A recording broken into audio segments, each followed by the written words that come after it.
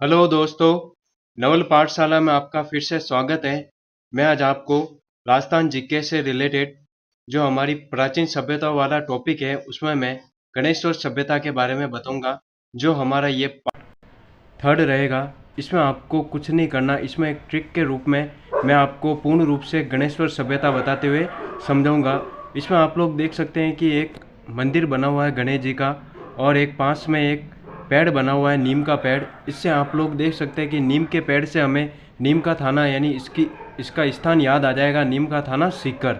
और ये आप देख सकते हैं कि जो गणेश जी का मंदिर बना हुआ है वो कोई ना कोई पहाड़ी पर बना हुआ है, जिस पहाड़ी का नाम है खंडेला पहाड़ी यानी सीकर।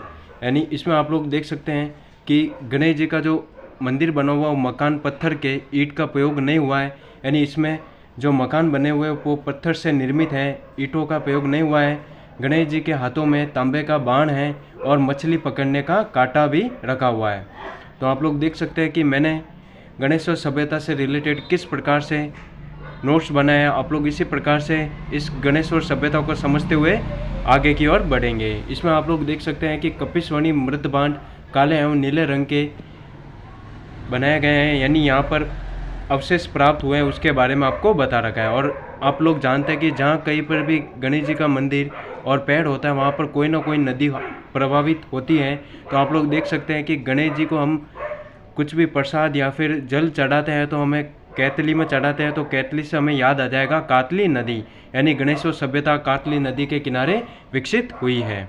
तो ये आपकी गणेश्वर सभ्यता से रिलेटेड एक छोटा सा डायग्राम हो जाएगा जो आपको गणेश्वर सभ्यता के बारे में पूर्ण रूप से याद दिलाएगा। यानी इस डायग्राम के जरिए आप गणेश्वर सभ्यता के अवशेष एवं कौन सी जगह पर है, कौन सी पहाड़ी है, यानी और इसकी खोज किसने की है उसके बारे में भी आपको पूर्ण रूप से समझ में आ जाएगा। फिर हम आगे की ओर चलते हैं। आगे आपको नीचे गणेश्वर सभ्यता से रिलेटेड यानी ट्रिक दे रखी है। यानी ट्रिक में हम लोग इसके खोजकर्ता एवं उत्खननकर्ता के बारे में देखेंगे। तो ट्रिक में हम देखेंगे गणेश्वर सभ्यता, तो हम इससे र से निकल जाएगा रचन चंद्र अग्रवाल, जो कि इसके खोजकर्ता है गणेश्वर सभ्यता के। फिर हम स से लेंगे रेवासा गांव, यानी जो हमारा सीकर में पड़ता है, खंडेला पहाड़ी, यानी गणेश्वर सभ्यता कौन सी पहाड़ी पर है, खंडेला पहाड़ी पर और रेवासा गांव में बसी हुई है। फिर हम स से लेंगे सीकर जिले में, यानी गणेश्वर सभ्यता कहाँ पर है, सीकर जिले में। फिर हम गणेश्वर सभ्यता से रिलेटेड कुछ पॉइंट देखेंगे जिससे आपको गणेश्वर सभ्यता पूर्ण रूप से समझ में आ जाएगी। गणेश्वर सभ्यता में हम पहला पॉइंट बनाते हुए देखेंगे, यानी इसमें आप पॉइंट बनाएंगे। ज़्यादातर गणेश जी की मूर्ति पत्थर की बनी होती है, यानी आपने सुना होगा कि मानो तो मैं भगवान हूँ, ना मानो तो मैं पत्थर। तो आप लोग देख सकते हैं कि ज़्यादातर गणेश जी के मंदिर होते हैं वो पत्थर से ही निर्मित होते हैं। तो यहाँ पर पत्थर के मकान बने हुए हैं, यानी अवशेष प्राप्त हुए हैं।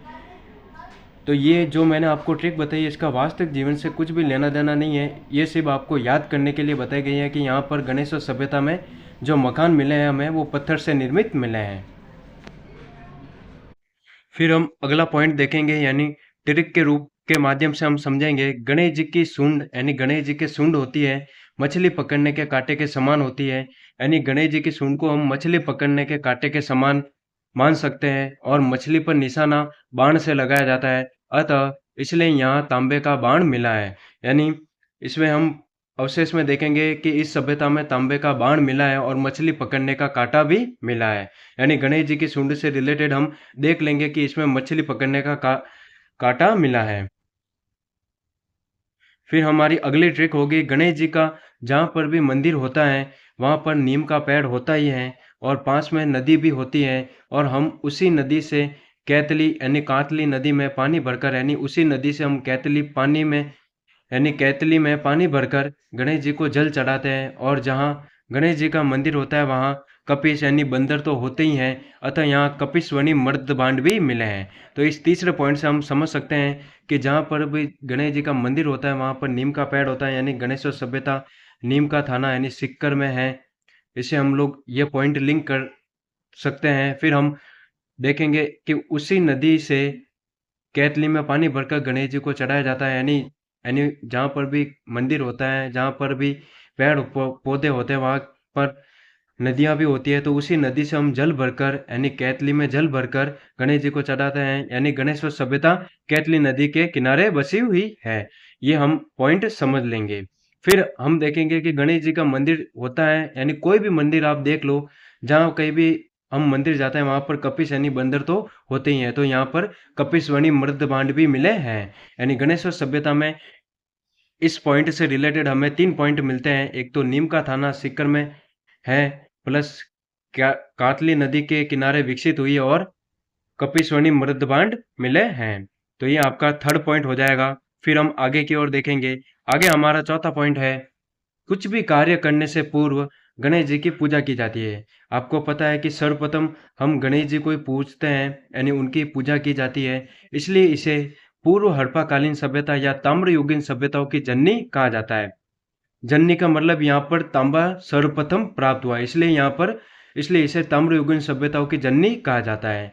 तो इस पॉइंट से हम लिंक कर देंगे कि कुछ भी कार्य करने से पूर्व गणेश जी की पूजा की जाती है, इसलिए इसे पूर्व हड़प्पाकालीन सभ्यता कहा जाता है। यानी गणेश्वर सभ्यता को पूर्व हड़प्पाकालीन सभ्यता भी कहा जाता है। यह पॉइंट आप लिंक कर सकते हैं इस ट्रिक के माध्यम से। फिर हमारी अगली ट्रिक है, गणेश जी की पूजा तब की जाती है जब हमारी विजय होती है। तो उत्खननकर्ता विजय कुमार, इसको हम किससे रिलेटेड देखेंगे। एक तो हमारे खोजकर्ता हो गए रतन चंद्र अग्रवाल, यानी गणेश जी को रतन चढ़ाए जाते हैं। रतन चढ़ाने के बाद रतन हम तभी चढ़ाएंगे जब हमारी विजय होगी, यानी विजय तभी होगी जब हम उत्खनन कार्य यानी वापस उसकी खुदाई करेंगे। तो इसमें हम लोग देख सकते हैं कि गणेश जी की पूजा तब की जाती है जब हमारी विजय होती है, तो इसके उत्खननकर्ता विजय कुमार होंगे। आप लोग इस प्रकार से इस गणेश्वर सभ्यता को याद रख सकते हैं। फिर हम आगे की ओर चलते हैं। तो आप लोग देख सकते हैं कि मैंने इन पॉइंटों को किस प्रकार से समझाते हुए आपको बताया। आप लोग देख सकते हैं इस ट्रिक को समझते हुए गणेश सभ्यता को पूर्ण रूप से याद कर सकते हैं। फिर हम आगे की ओर पॉइंट देखते हुए चलेंगे। आगे हमारा पॉइंट होगा, आगे पॉइंट दे रखा है, गणेश जी को हम शुद्ध तांबे के उपकरण चढ़ाते हैं, अतः यहाँ से विशुद्ध ताम्र उपकरण प्राप्त हुए हैं। यानी गणेश जी को हम कोई भी आभूषण यानी हम अपनी इच्छा से जब भी चढ़ाते हैं तो शुद्ध तांबे के उपकरण ही चढ़ाते हैं। तो इससे हम एक लिंक करते हुए चढ़ेंगे। इसमें हम लोग देखेंगे कि यहाँ पर विशुद्ध ताम्र उपकरण प्राप्त हुए हैं। यानी गणेश जी को हम कोई भी आभूषण यानी अपनी इच्छा अनुसार मंदिर में चढ़ाते हैं तो शुद्ध तांबे के उपकरण यानी आप लोग मान सकते हैं कि शुद्ध तांबा चढ़ाते हैं। तो इससे आप लोग लिंक कर सकते हैं कि गणेश्वर सभ्यता में विशुद्ध ताम्र उपकरण प्राप्त हुए हैं, यानी विशुद्ध ताम्र उपकरण के अवशेष प्राप्त हुए हैं।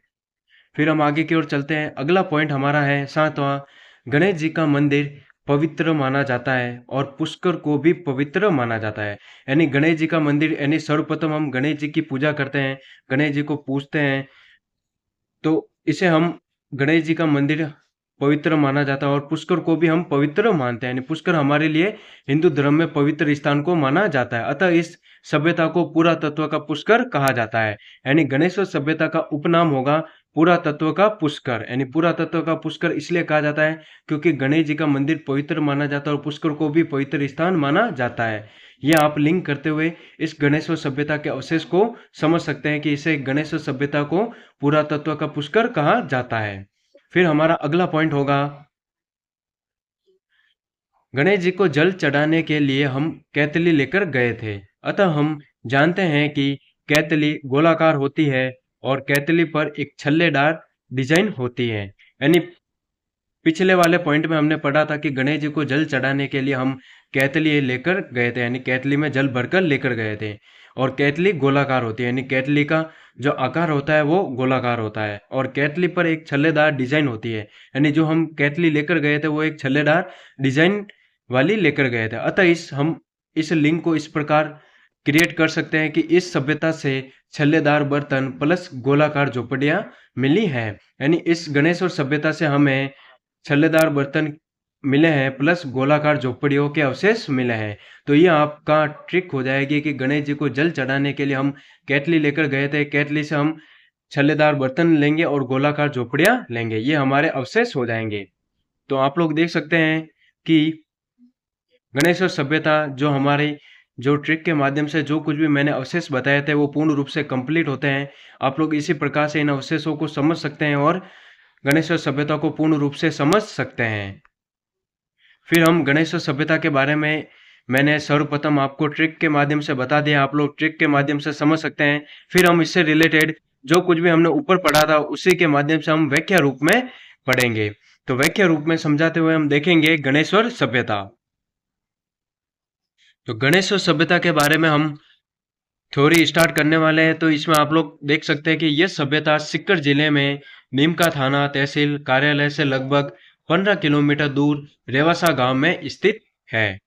खंडेला की पहाड़ी में कातली नदी के मुहाने से प्राप्त हुई है। तो आप लोग देख सकते हैं कि हमें खंडेला की पहाड़ी में कातली नदी के मुहाने यानी किनारे से प्राप्त हुई है। इस सभ्यता की सर्वप्रथम खोज 1972 ईस्वी में रतन चंद्र अग्रवाल ने राजस्थान विश्वविद्यालय के पुरातत्व विभाग के सहयोग से की थी तथा 1977 में यानी 1977 में रतन चंद्र अग्रवाल व श्री विजय कुमार ने इसका उत्खनन किया था। जैसा कि मैंने आपको पिछले वाले पॉइंट में बताया था, यानी गणेश जी की पूजा हम तभी करते हैं जब हमारी विजय होती है, तो उत्खनन हम विजय कुमार ने किया था। यहाँ से प्राप्त तांबा ताम्रयुगीन सांस्कृतिक केंद्रों में सबसे प्राचीनतम है। इस प्रकार गणेश्वर सभ्यता को निर्विवाद रूप से भारत में ताम्रयुगीन सभ्यता की जननी माना जा सकता है। ताम्रयुगीन सभ्यता की जननी का मतलब यह है कि सर्वप्रथम यहाँ पर ताम्रयुगीन सभ्यता यानी तांबा मिला है।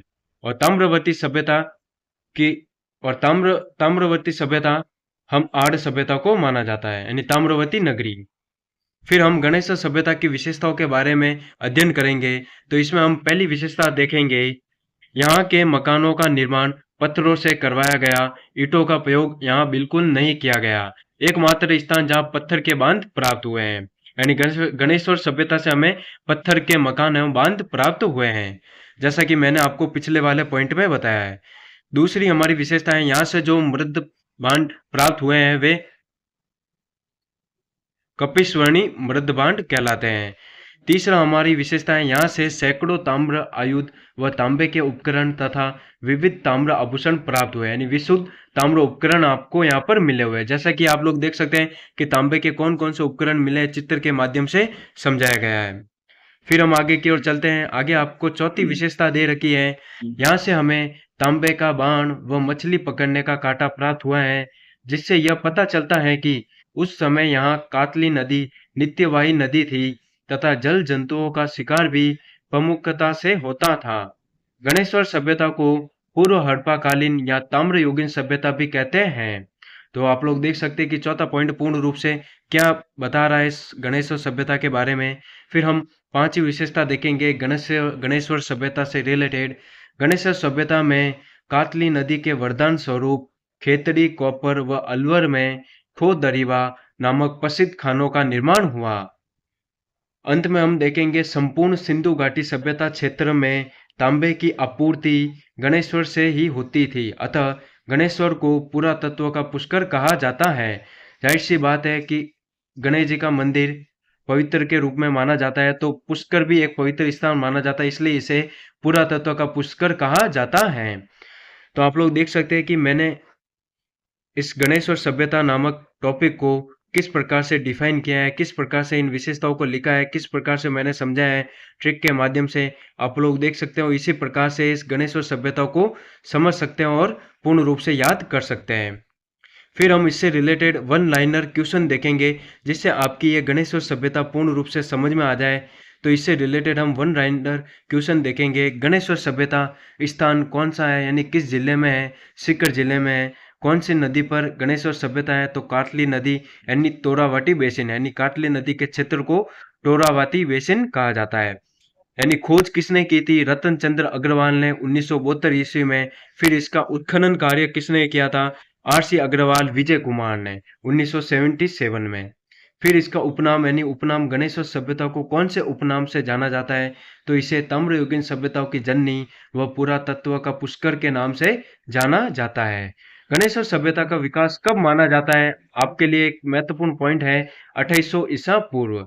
फिर अगला हमारा क्वेश्चन होगा, राजस्थान का एकमात्र सभ्यता स्थल जहाँ से पत्थर के बांध या पत्थर के मकान मिले हैं, तो वो कौन सी सभ्यता है? वो गणेश्वर सभ्यता है। फिर हमारा अगला क्वेश्चन है, गणेश्वर सभ्यता स्थल से तांबे के बाण, मछली पकड़ने के कांटे, कपिस्वरणी मृत बाण, लगभग 2000 ताम्र आयुष, 99% शुद्ध तांबा मिले हैं। तो ये आपका कुछ महत्वपूर्ण पॉइंट या फिर इसको क्वेश्चन के रूप में भी आप समझ सकते हैं। तो आप लोग देख सकते हैं कि मैंने अंत में ऑब्जेक्टिव टाइप या फिर एक वन लाइनर क्वेश्चन किस प्रकार से दिए हैं, आप लोग गणेश्वर सभ्यता को पूर्ण रूप से समझ सकते हैं। तो यह आपकी गणेश्वर सभ्यता नामक जो वीडियो है वो यहीं पर ही समाप्त होती है। अच्छा तो दोस्तों, आपको ये वीडियो कैसी लगी बताना, लाइक करना, कमेंट करना और इसी प्रकार की और वीडियो पाने के लिए आप चैनल को सब्सक्राइब कीजिए। चैनल का नाम है नवल पाठशाला। आपको ये गणेश्वर सभ्यता की पीडीएफ मेरे टेलीग्राम चैनल पर अपलोड कर दी जाएगी। आप लोग वहाँ से पीडीएफ को देख सकते हैं और पूर्ण रूप से गणेश्वर सभ्यता को समझ सकते हैं। मैंने इस सभ्यता को ट्रिक्स के माध्यम से समझाया है। आप लोग कमेंट कीजिए कि ट्रिक कैसी लगी है, ताकि मैं और इसी प्रकार की और वीडियो डाल सकूं और आपको और इसी प्रकार की वीडियो जानने के लिए मिले। तो आप लोग देख सकते हैं किस प्रकार से मैंने गणेश्वर सभ्यता को समझाते हुए, ट्रिक के माध्यम से बताते हुए इस सभ्यता को पूर्ण रूप से कंप्लीट किया है। आपको ये वीडियो कैसी लगी बताना, लाइक करना, कमेंट करना। आपकी वीडियो यहीं पर ही समाप्त होती है। Thank you, have a nice day.